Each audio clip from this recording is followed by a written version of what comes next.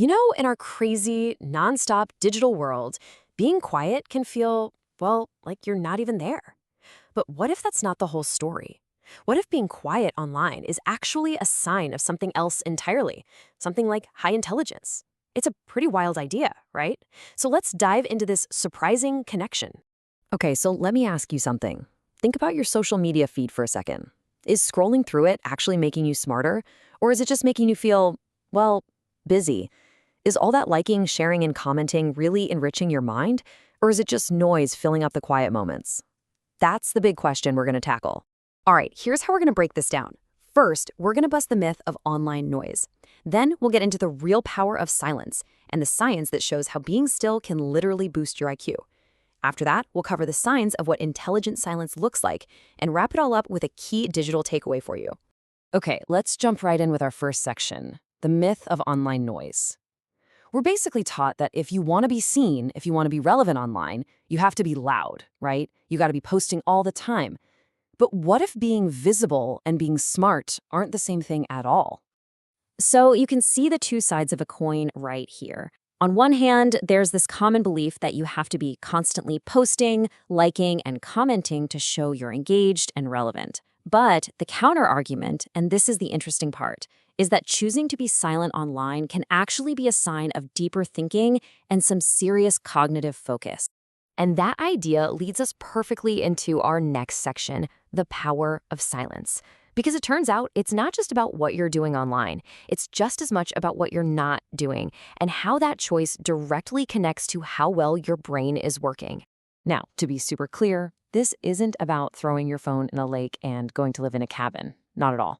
It's about making a strategic choice to guard your most valuable assets, your focus and your mental energy. I love this quote. It really nails it. In an age of constant digital noise, the ability to focus is a superpower. Silence is where that focus is cultivated. I mean, think about that. Focus is a superpower, and silence is the training ground. Okay, so why? Why does being digitally still actually make you smarter? Let's get into the science of it, the cognitive science behind this whole idea of digital minimalism. So the key term here is something called cognitive load. The easiest way to think about it is like this. Your brain's working memory is kind of like a workbench. If that bench is totally cluttered with notifications, half-read articles, and random pings, there's just no room left to do any real deep work, No space for creativity or for solving tough problems. So when you practice this kind of digital stillness, a few amazing things happen. First, you slash that cognitive load. All those constant notifications and the mental gymnastics of switching between tasks, that goes way down. This creates the mental space you need for what's called deep work. That's when you can really focus on complex problems. It also helps you shift from just reacting to everything to actually absorbing information, which is a game changer for critical thinking. And the cherry on top? Your attention span and memory actually get better. It's a win-win-win. All right, so we've covered the why. Now let's get into the what.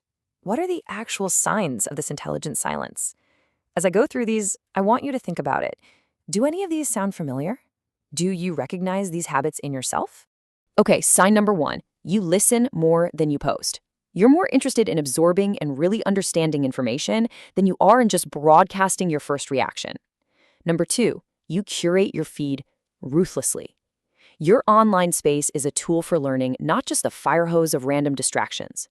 Number 3, you engage with intention. You steer clear of those pointless reactive arguments, and instead you contribute thoughtfully, but only to discussions that actually matter to you. And finally, number 4, you truly value your offline experiences. You just get that the best, richest data for your brain often comes from real-world, face-to-face interactions and activities.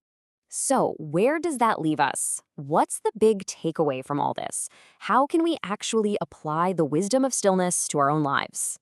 Here's the bottom line, and it's super important.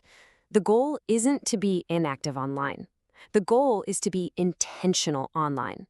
It's about making a shift from just passively consuming all the noise to actively designing and controlling your own digital world. So I'll leave you with this question. What is one small change you can make today to start cultivating your own digital stillness? Seriously, just one small thing. Maybe it's turning off notifications for your noisiest app. Maybe it's scheduling a 20-minute walk without your phone. Or maybe it's just leaving your phone in another room for an hour today. Whatever you choose, remember that one small step is where that superpower of focus really begins.